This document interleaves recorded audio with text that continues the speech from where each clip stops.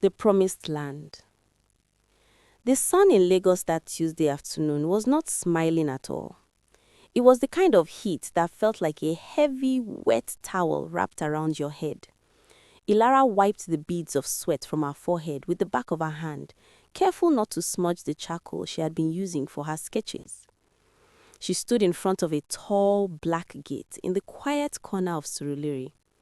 This wasn't the noisy part of Surulere with yellow buses splashing butter water.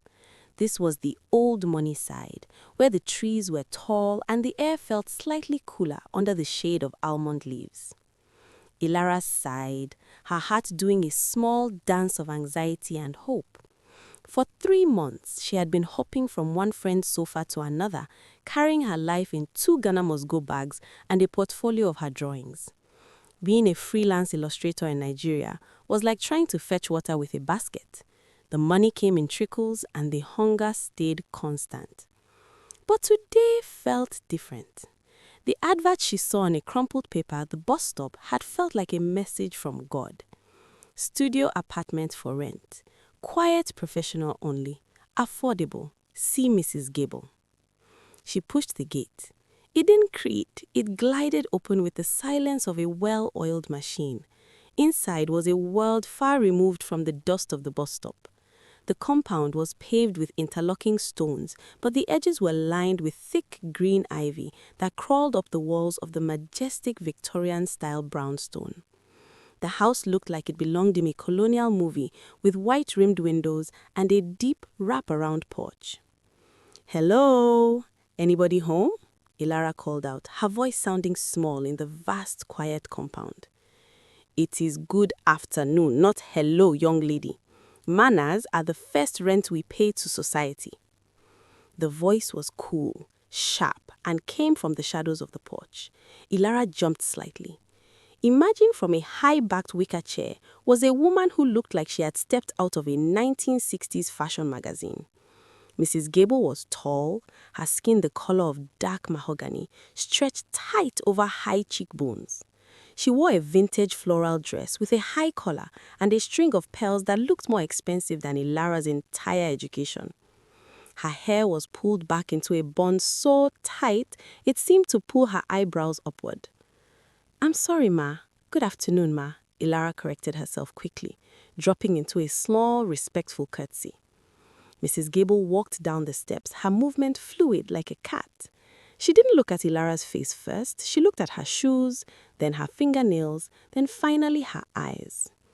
"Are you the artist, the one who called?" "Yes, ma. I am Ilara. I draw for books and magazines." "An artist, Mrs. Gable mused, her voice softening just a fraction, though her eyes remained like 2 pieces of cold glass. "A creator of beauty. I like that. This house has a lot of history, Lara. It requires a certain energy. I don't want the noise of Lagos here. I don't want the smell of frying oil at midnight or the sound of loud, worldly music. I am a widow and I value my peace." "I am very quiet, ma. Most times I'm just walking with my pencils," Ilara promised, her heart thumping. Mrs. Gable led her up the stairs and through a side entrance. The studio was breathtaking. High ceilings, a large window that let in the golden afternoon light, and a small kitchenette that looked brand new. After the cramped rooms Ilara had been living in, this felt like a palace. "The rent is 50,000 naira a month," Mrs. Gable said, watching Ilara's reaction. Ilara nearly gasped. In this part of town, such a room should be 3 times that price. "Ma, only 50? Why so cheap?" Mrs. Gable smiled then. It was a slow unfolding of her lips, but the warmth didn't reach her eyes. It was like watching a predator pretend to be a friend. "As I said, I am lonely. I don't need the money. I need the right company. But there are rules, Ilara. My house rules. They are written on the back of the door. You follow them and we will be like mother and daughter. You break them," she paused, her hand brushing a stray strand of Ilara's hair back behind her ear. Her touch was icy cold. "And we will have a problem." Ilara looked at the door. A laminated sheet of paper listed things like No visitors after 6 p.m., no lights on after 11 p.m., and never enter the basement. It seemed a bit strict, but for 50,000 naira, Ilara would have agreed to sleep on one leg. She reached into her bag and pulled out her envelope of savings. "I'll take it, ma. Thank you so much." Mrs. Gable took the money, her long manicured fingers disappearing the envelope into her pocket. "Welcome home, Ilara. I'll go and prepare a small welcome gift for you. My homemade strawberry preserves. You look a bit thin. We need to put some meat on those bones." As Mrs. Gable walked away, Ilara leaned against the wall, breathing a sigh of relief. She didn't notice that the door to her new room didn't have a latch on the inside, only a heavy sliding bolt on the outside. She was too busy looking at the sunlight, unaware that she had just walked into a very beautiful, very expensive cage. The shadow in the doorway. The first night in the Victorian brownstone felt like a dream that Ilara didn't want to wake up from. After months of sleeping on thin foam mattresses in rooms that smelt of damp laundry and kerosene, the mahogany bed frame in her new studio felt like a royal throne. The sheets were crisp, smelling faintly of lavender and old wood. Elara lay there in the dark, watching the moonlight filter through the high windows, casting long silver fingers across the floorboards. For the first time in a long time, she felt safe, or at least she told herself she was safe. The house rules she had seen earlier were still taped to the back of the door, their bold black ink staring at her like a set of eyes. Rule number 3. No lights on after 11 p.m. Elara had switched off her bedside lamp at 10:55 p.m. sharp. She didn't want to give Mrs. Gable any reason to regret her kindness. The house was unnaturally quiet. In Lagos, silence is a luxury you usually have to pay millions for. But this silence felt heavy, like a thick blanket draped over the building. There were no generators humming nearby, no distant sound of a night watchman's whistle, just the occasional creak of the old wood settling into the night. Elara drifted into a light sleep, her mind filled with sketches of the garden. But somewhere in the deep middle of the night, perhaps 2 or 3 a.m., a sound pulled her back to the surface of consciousness. It wasn't a loud noise. It was the sound of a key sliding into a lock. Chink! Elara froze. Her breath caught in her throat and her heart began to hammer against her ribs like a trapped bird. She stayed perfectly still, eyes opened wide, staring at the door. Slowly, the heavy wooden door creaked open. A sliver of yellow light from the hallway spilled into the room, cutting a sharp line across her rug.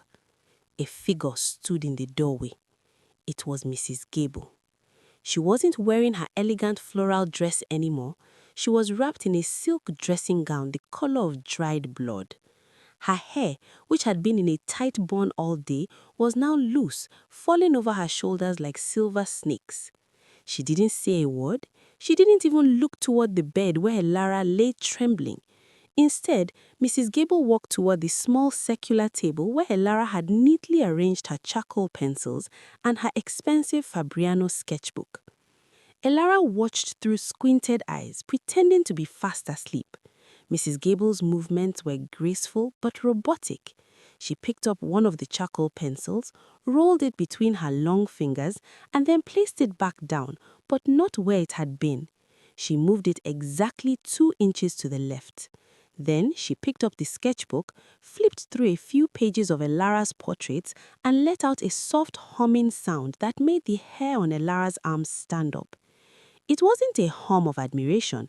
It sounded like a mother hums to a child she is about to punish. Mrs. Gable closed the book and turned it upside down. Then she moved to the bedside table, picked up Elara's glass of water, took a small sip, and placed it back down. With the same silent, ghostly gait, she walked back to the door. The bolt slid home from the outside with a soft thud. Elara didn't sleep for the rest of the night. She lay there, her eyes burning, staring at the spot where the landlady had stood.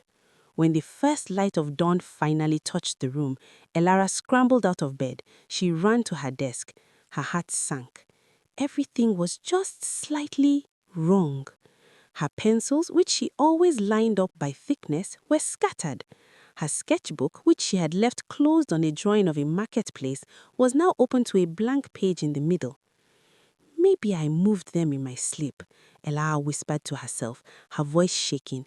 Maybe the stress is making me lose my mind. She tried to shake off the dread. She had a deadline for a children's book illustration and she needed to focus. She went to the small kitchenette to make some tea, but as she reached for her box of tea bags, she saw something else on the counter. A small glass jar filled with deep red jam. Beside it was a note written in beautiful slanted cursive. For your breakfast, my dear. Strength for the artist. Eat it all. Maji. Elara looked at the jam. It looked delicious, like crushed rubies. But when she opened the lid, the smell that hit her wasn't just strawberries. There was something else underneath. A faint metallic scent, like the smell of a penny or a drop of blood on a hot sidewalk. Her stomach did a nervous flip. Suddenly, there was a sharp knock at the door. Elara jumped, nearly dropping the jar. "Good morning, Elara." Mrs. Gable's voice boomed from the hallway, cheerful and bright, as if she hadn't been standing over Elara's sleeping body hours before. "I hope you slept like an angel. Is the room to your liking? Did you find my little gift?" Elara hurried to the door and pulled it open. Mrs. Gable stood there, once again perfectly dressed in a mint green lace outfit, holding a pair of garden shears. "Yes, ma. Good morning, ma. The room it's very peaceful.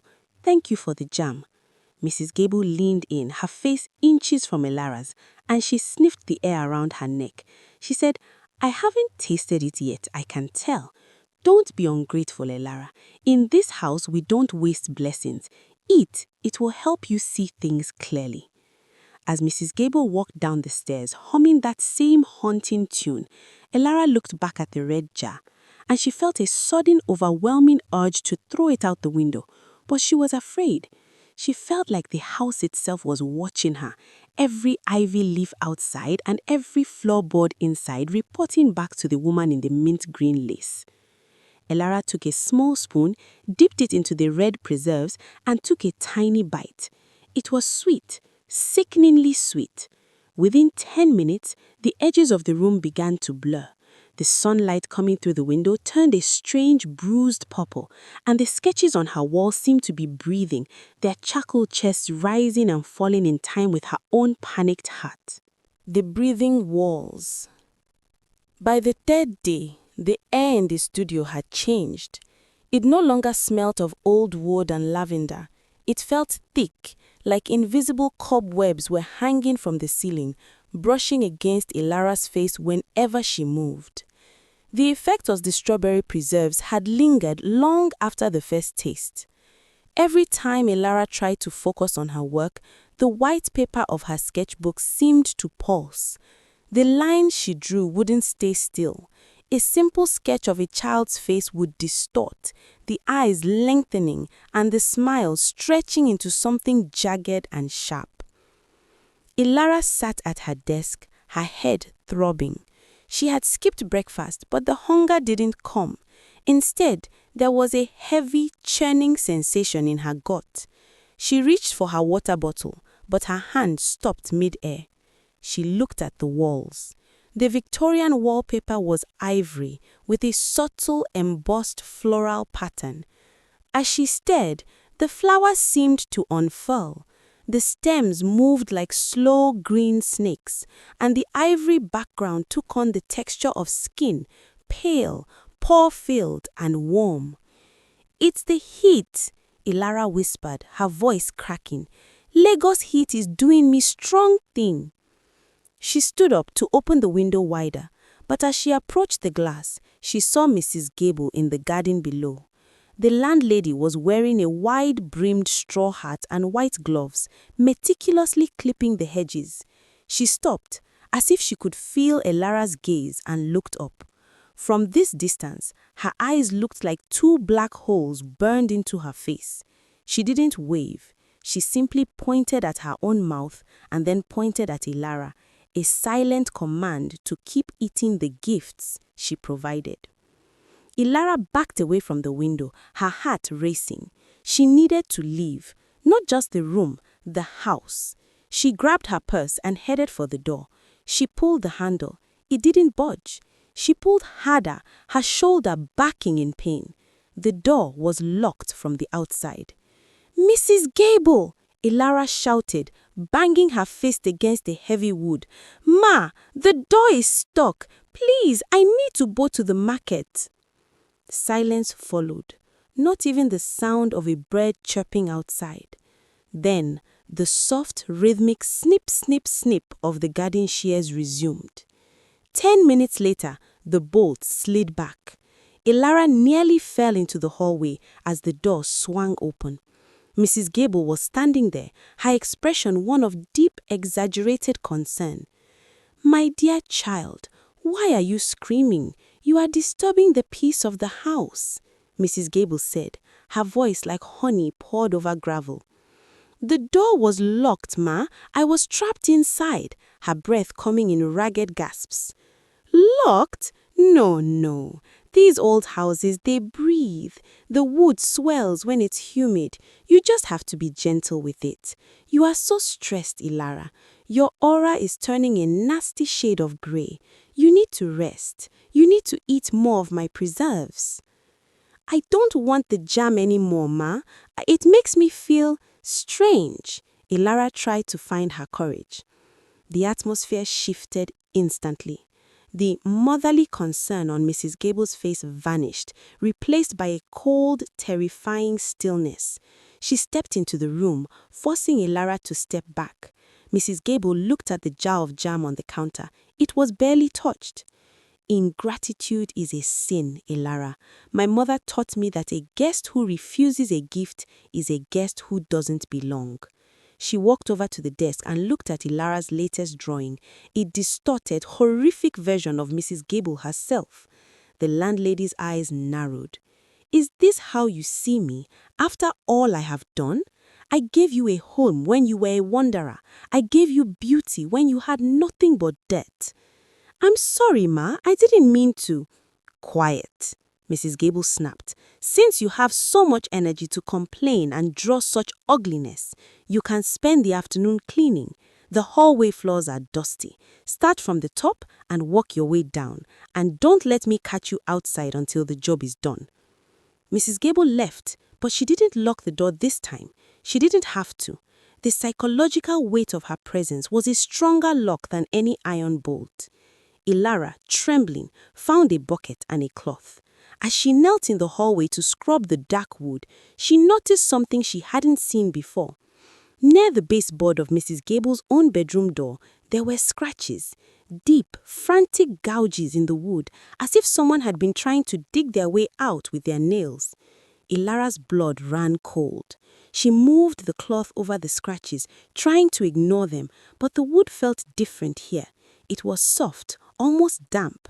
She leaned closer and realized the floorboards were slightly loose. Driven by a desperate, fearful curiosity, she used her palette knife from her pocket to gently pry one up. Underneath the floorboard, in the dark, dusty space, lay a small pink plastic hair clip and a student ID card from Excel University. The name on the card wasn't Ilara's. It was a girl named Blessing, a girl with a bright smile who had been reported missing in the local news 6 months ago. Ilara's vision tunneled. The walls of the hallway seemed to lean in, the floral patterns on the wallpaper whispering her name. The wicked landlady wasn't just a strict widow, she was a collector, and Ilara was the newest addition to the shelf. Suddenly, a shadow fell over her. Ilara looked up. Mrs. Gable was standing at the end of the hall, the sunlight from the window behind her turning her into a black silhouette. "Finding something interesting, Ilara?" the woman asked. She held a heavy brass candlestick, and the way she gripped it told Ilara that the rules were about to become much, much deadlier. The silence in the hallway was so thick that Elara could hear the frantic drumming of her own pulse in her ears. She froze, her fingers still hovering near the loose floorboard where the missing girl's ID card lay hidden like a buried secret. Her mind raced. If she looked guilty, she was dead. If she screamed, nobody in this quiet, leafy corner of Surulere would hear her over the thick Victorian walls. "Ma, I thought I saw a cockroach," Elara stammered, her voice thin and shaking like a reed in the wind. With a sudden burst of desperate adrenaline, she slapped her palm down on the floorboard, forcing it back into place with a dull thud. She grabbed her scrubbing cloth and began to rub the wood with a ferocity that made her knuckles ache. "A very big one, Ma. It ran under the wood. I was trying to catch it so it wouldn't enter your room." Mrs. Gable didn't move. She remained at the end of the corridor, the heavy brass candlestick glinting in the dim light. Her shadow stretched long and thin, like a dark finger pointing directly at Elara's throat. For a long minute, the only sound was the frantic shh of Elara's cloth against the mahogany. "A cockroach," Mrs. Gable repeated, her voice dripping with a sarcasm that felt like acid. She began to walk forward, the heels of her vintage pumps clicking rhythmically. Click, click, click. Each step felt like a hammer hitting a nail. "In my house? I don't think so, Elara. I keep this place cleaner than a cathedral. Perhaps the cockroach is just another one of your hallucinations. Your mind is very busy, isn't it?" She stopped right over Elara, the hem of her floral dress brushing against Elara's damp hands. Elara didn't look up. She kept scrubbing until her skin felt raw. "Look at me when I am speaking to you, girl," Mrs. Gable commanded. Elara slowly raised her head. Mrs. Gable's face was a mask of cold porcelain, but her eyes were burning with a predatory intelligence. She reached down and gripped Elara's chain with fingers that felt like bird talons. The skin was cold, smelling of bleach and rose water. "You have been acting very strange since you arrived," Mrs. Gable whispered, leaning in so close that Elara could see the fine web of wrinkles around her mouth. "You don't eat my food, you scream at doors that are not locked, and now you are digging up my floors looking for insects. You should be careful, Elara. People might think you are losing your senses. And you know what we do with people who lose their senses in this country? We lock them away where they can't hurt themselves." "I'm sorry, Ma. It's just the work, the deadlines," Elara lied, her eyes brimming with tears she refused to let fall. "Then go to your room. Forget the cleaning. If you are too sick to work or clean, you must stay in bed. I will bring you some special tea, a blend my grandmother used to make. It will stop the voices and the cockroaches for good." Elara scrambled to her feet, clutching her bucket. She retreated into her studio, and the moment the door closed, she heard the heavy slide of the bolt. Clack! She was a prisoner again. She slumped against the door, her breath coming in jagged hitches. The image of the student ID card was burned into her mind. Blessing Adeyemi, 200 level, Excel University. The girl had vanished from the news months ago. People thought she had run away or been kidnapped by one-chance bus drivers. Nobody would have looked for her in this elegant house with the beautiful ivy. Elara ran to her desk, her hands trembling so much she could barely hold a pen. She needed to reach the outside world. She grabbed her phone, but the screen remained blank. It had died hours ago, and whenever she plugged it into the wall socket, the electricity in her room would mysteriously flicker and die, as if Mrs. Gable was controlling the very flow of energy into her space. "Think, Elara, think," she hissed to herself. She looked at her art supplies. She had her charcoal, her paints, and her brushes. She also had a stack of thick white postcards she used for mini commissions. If she couldn't call out, she would have to send a message. But how? The windows were high, and Mrs. Gable was always in the garden. Suddenly, she heard a sound from the street. It was the faint, rhythmic clinking of a pure water vendor's bell. Ting, ting, ting. It was a sound so common in Lagos it usually went unignored. But to Elara, It sounded like a choir of angels. She grabbed a postcard and with a thick black marker wrote in large, desperate letters, "Help me, I am trapped at 14 Oak Lane. Call the police, search the floors." She rushed to the window. The vendor, a young boy with a crate of water sachets balanced on his head, was walking slowly past the ivy-covered fence. Ilara tried to slide the glass open, but it was stuck. Mrs. Gable had painted the frames shut years ago, or perhaps she had nailed them from the outside. Desperate, Ilara took her heavy glass inkwell. She didn't care about the noise anymore. She wrapped her hand in a towel, took a deep breath, and smashed the corner of the window pane. Crash! The glass shattered, pieces of it falling like diamonds into the ivy below. The boy on the street stopped, looking up in confusion. "Hey, catch this, please!" Ilara screamed, her voice cracking as she threw the postcard through the jagged hole. The card caught a stray breeze, fluttering and spinning through the air. It landed just a few feet away from the boy. He dropped his crate, his eyes wide with fear at the sound of breaking glass and the sight of the pale, frantic girl in the window. He reached for the card. But before his fingers could touch the white paper, a hand clad in a white gardening glove snatched it from the dirt. Ilara's heart stopped. Mrs. Gable had appeared from the shadows of the gate like a ghost. She didn't look at the boy. She looked up at Ilara, the card held between two fingers. She slowly tore the card in half, then into quarters, then into tiny white flakes that she let drift onto the soil. "A cockroach," Mrs. Gable repeated, her voice dripping with a sarcasm that felt like acid. She began to walk forward, the heels of her vintage pumps clicking rhythmically. Click, click, click. Each step felt like a hammer hitting a nail. "In my house? I don't think so, Ilara. I keep this place cleaner than a cathedral. Perhaps the cockroach is just another one of your hallucinations. Your mind is very busy, isn't it?" She stopped right over Ilara, the hem of her floral dress brushing against Ilara's damp hands.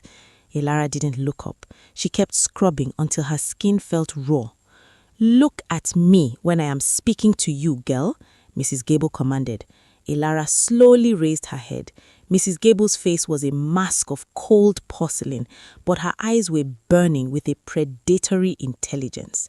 She reached down and gripped Ilara's chain with fingers that felt like bird talons. The skin was cold, smelling of bleach and rose water. "You have been acting very strange since you arrived," Mrs. Gable whispered, leaning in so close that Ilara could see the fine web of wrinkles around her mouth. "You don't eat my food, you scream at doors that are not locked, and now you are digging up my floors looking for insects. You should be careful, Ilara. People might think you are losing your senses. And you know what we do with people who lose their senses in this country? We lock them away where they can't hurt themselves." "I'm sorry, Ma. It's just the work, the deadlines," Ilara lied, her eyes brimming with tears she refused to let fall. "Then go to your room. Forget the cleaning. If you are too sick to work or clean, you must stay in bed. I will bring you some special tea, a blend my grandmother used to make. It will stop the voices and the cockroaches for good." Ilara scrambled to her feet, clutching her bucket. She retreated into her studio, and the moment the door closed, she heard the heavy slide of the bolt. Clack! She was a prisoner again. She slumped against the door, her breath coming in jagged hitches. The image of the student ID card was burned into her mind. Blessing Adeyemi, 200 level, Excel University. The girl had vanished from the news months ago. People thought she had run away or been kidnapped by one-chance bus drivers. Nobody would have looked for her in this elegant house with the beautiful ivy. Ilara ran to her desk, her hands trembling so much she could barely hold a pen. She needed to reach the outside world. She grabbed her phone, but the screen remained blank. It had died hours ago, and whenever she plugged it into the wall socket, the electricity in her room would mysteriously flicker and die, as if Mrs. Gable was controlling the very flow of energy into her space. "Think, Ilara, think," she hissed to herself. She looked at her art supplies. She had her charcoal, her paints, and her brushes. She also had a stack of thick white postcards she used for mini commissions. If she couldn't call out, she would have to send a message. But how? The windows were high and Mrs. Gable was always in the garden. Suddenly, she heard a sound from the street. It was the faint, rhythmic clinking of a pure water vendor's bell. Ting, ting, ting. It was a sound so common in Lagos it usually went unignored. But to Ilara, it sounded like a choir of angels. She grabbed a postcard and with a thick black marker wrote in large, desperate letters, "Help me, I am trapped at 14 Oak Lane. Call the police. Search the floors." She rushed to the window. The vendor, a young boy with a crate of water sachets balanced on his head, was walking slowly past the ivy-covered fence. Ilara tried to slide the glass open, but it was stuck. Mrs. Gable had painted the frames shut years ago, or perhaps she had nailed them from the outside. Desperate. The bitter dreams. The sound of the bolt sliding back was different this time. It wasn't the usual sharp clack. It was slow, deliberate, and final. Ilara stood in the center of the room, her hands stained with the charcoal of 1,000 unfinished nightmares. She clutched her palette knife, a small, flexible piece of metal that was never meant for defense, and watched the door. Mrs. Gable entered. She was no longer wearing the gardening gloves. In her hand, she carried a silver tray with a single porcelain cup. The steam rising from the cup was thick and smelled of boiled roots and something sickly sweet, like rotting lilies. The landlady's face was calm, almost radiant, as if she were a priestess performing a holy rite. "The window was a mistake, Ilara," Mrs. Gable said softly, closing the door behind her with her heel. "It showed me that you still have too much of the world left in you. Too much noise, too much outside." "Stay back," Ilara warned, holding the palette knife out. Her hand was shaking so violently that the metal blade vibrated. "I know about Blessing. I saw her ID. I know what you did." Mrs. Gable didn't flinch. She didn't even blink. She placed the tray on the small table by the bed and sat down in the wicker chair, smoothing her skirt. "Blessing was a lovely girl, but she was like you, restless. She didn't understand that safety has a price. She kept trying to leave, even when I told her the world is a cruel, dirty place for a girl with a soft heart. I didn't do anything to her, Ilara. I simply kept her here, permanently." "You killed her," Ilara choked out. "I preserved her," Mrs. Gable corrected, her voice dropping to a whisper. "Just like I will preserve you. Now drink your tea. It's hot and it will help the shivering stop." "I won't touch it." Mrs. Gable sighed, a sound of deep motherly disappointment. "Ilara, look at yourself. You are thin, you are hallucinating, and you have just destroyed property. If I call the police now, who will they believe? The respected widow with a beautiful home, or the mad artist with charcoal under her fingernails and a broken window? Drink, or I will have to call the men from the asylum, and they are not nearly as gentle as I am." The threat hung in the air like a noose. Ilara looked at the cup. She looked at the door. She realized that if she fought now in her weakened state, she would lose. Her only chance was to play along, to feign submission while her mind was still somewhat clear. She lowered the knife. With trembling fingers, she picked up the cup. The liquid was dark, the color of old blood. She took a sip. It was bitter, so bitter that it made her tongue go numb instantly. She forced herself to swallow, then took another gulp under Mrs. Gable's watchful predatory gaze. "Good girl," Mrs. Gable whispered. "Finish it." Ilara drank until the cup was empty. Within seconds, the floor began to tilt. The walls of the room started to stretch, the ceiling rising until it felt like she was at the bottom of a deep, dark well. Mrs. Gable's face began to melt, her features blurring into a swirl of floral patterns and ivory skin. "There, now the piece begins." Mrs. Gable took the tray and left. The bolt slid shut, and Ilara collapsed onto the bed. Her body felt like it was made of lead, sinking deep into the mattress. She tried to keep her eyes open, to fight the fog that was rolling into her brain, but the drug was powerful. The hallucinations began almost immediately. The room was no longer a studio. It was a forest of giant breathing trees. The ivy from outside had grown through the walls, wrapping its green tendrils around her ankles and wrists, pinning her to the bed. Ilara saw Blessing standing in the corner of the room. The girl wasn't a ghost. It was a charcoal drawing come to life, her eyes two smudges of black ink that wept silver tears. "Run, Ilara, before she finishes the portrait," the drawing whispered. Ilara tried to scream, but her voice was gone. She felt a presence in the room, a weight on the edge of the bed. It was Mrs. Gable. She hadn't left. She was sitting there, a sketchbook in her lap, her charcoal pencil scratching against the paper. Scratch, scratch, scratch. "You have such a beautiful bone structure, Ilara. I can see the fear in your jawline. It's perfect. I'm going to capture this moment. The moment you stop being a person and start being a memory." Ilara fought to move a finger, a toe, anything. She realized that the tea wasn't just a sedative, it was a paralytic. She was wide awake inside her mind, trapped in a body that refused to obey her. She watched through a hazy purple fog as Mrs. Gable drew, the old woman's face darting back and forth from the paper to Ilara's face with a terrifying artistic hunger. Hours passed, or perhaps it was years. Time had no meaning in the bitter dreams. The moon rose and fell, casting long skeletal shadows across the room. Mrs. Gable eventually stood up, kissed Ilara's forehead with lips that felt like dry parchment, and whispered, "Tomorrow we start the final layer. Sleep now, my beautiful replacement." When the door finally clicked shut for the night, Ilara felt a spark of heat in her chest. It was the turpentine. Before drinking the tea, she had hidden a small rag soaked in the chemical under her pillow. The sharp, stinging scent of the solvent began to cut through the floral fog in her brain.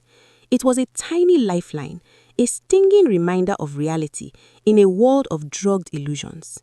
She focused all her will on her right hand. "Move," she commanded. "Move." Slowly, agonizingly, her index finger twitched. The battle for her life had moved from the hallway to the very marrow of her bones. She had to wake up before the sun rose, or she would never wake up again. The deep dark. The smell of turpentine was Ilara's only anchor. It bit into her nostrils, a sharp chemical sting that fought against the heavy, floral sweetness of the tea. Inside her mind, she was screaming, throwing herself against the walls of her own skull, but her body remained a statue. She watched the moonlight crawl across the floorboards like a slow silver slug. She counted the seconds by the thumping of her heart. Lob-dob, lob-dob, forcing each beat to send a message to her limbs. Wake up, wake up, wake up. By the time the moon had vanished and the sky turned that bruised pre-dawn grey, the paralysis began to flare at the edges. First, her toes curled.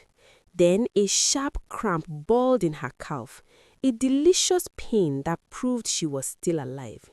With a groan that sounded like a dying animal, Ilara rolled off the bed. She hit the floor hard, the impact jarring her teeth, but she didn't care. The cold wood against her cheek was real. She crawled toward her desk, her movements clumsy and dragging. She didn't have much time. Mrs. Gable was an early riser. She would be coming soon with another gift. Ilara reached for her palette knife, but her eyes fell on the heavy glass bottle of turpentine. If she couldn't win with strength, she would win with fire, or at least the threat of it. She tucked the bottle into the waistband of her trousers and grabbed a box of long matches she used for her scented candles. She went to the door. As expected, it was bolted. But Ilara remembered the breathing walls. She remembered the crawl space she had seen when she was scrubbing the floors.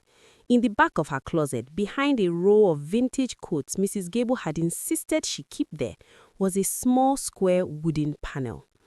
She pushed the coats aside. Her breath was coming in short, jagged gasps. She used the palette knife to pry at the edges of the panel. It groaned, protesting with a shower of dust and splinters before finally popping loose. Behind it lay a dark, narrow tunnel that smelled of damp earth and rot. Rule number 12. Never enter the basement. Ilara knew that the basement wasn't just a room, it was the heart of the spider's web. If there was a way out that didn't involve the front gate, it was down there. She squeezed her body into the opening, the rough-hewn wood scratching her skin.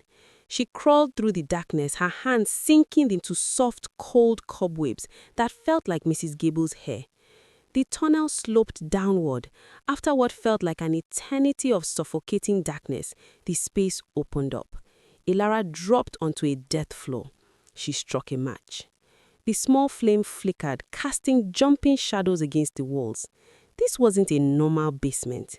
It was a shrine. The walls were covered in hundreds of sketches, all of them portraits of young women. Some were in charcoal, some in oil, but they all had the same expression, wide-eyed, frozen terror.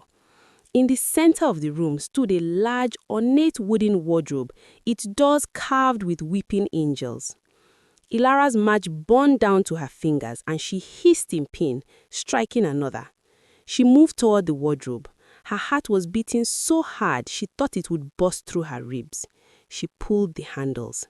The doors swung open. It wasn't clothes inside. It was a collection of glass jars, much larger than the ones for strawberry preserves. Inside the jars, preserved in a clear, yellowish liquid, were the memories Mrs. Gable had mentioned. A braid of dark hair, a pair of glasses, a blood-stained student ID, and in the very center, a large, leather-bound book. Ilara opened the book. It was a ledger of lives. 1998. Sarah, Too Loud, preserved June 14th.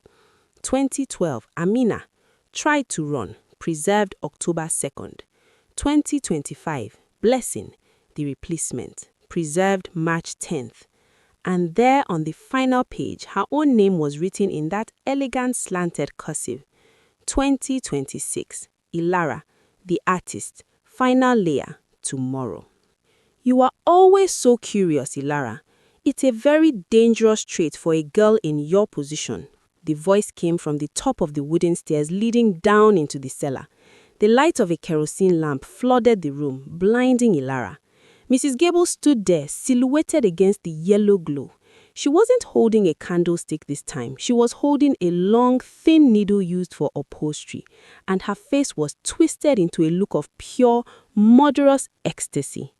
You've seen the collection, Ilara, Mrs. Gable whispered, stepping down the stairs. Creak, creak. Now you understand.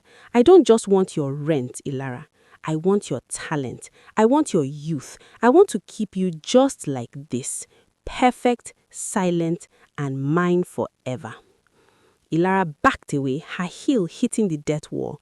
She reached for the turpentine bottle in her waistband, her fingers trembling. The police are coming, Mrs. Gable. Ilara laughed, and the sound was like glass breaking in a graveyard. The police? In this city? By the time they look past my ivy walls, you will be a beautiful painting on my wall and a jar on my shelf. Now, be a good girl. The needle is very sharp. It will only hurt until the piece begins. As the landlady lunged forward with a surprising feline speed, Ilara unscrewed the cap of the turpentine. She didn't throw it. She waited until the woman was inches away. The needle aimed at Ilara's throat, and then she flung the chemical directly into those cold, predatory eyes.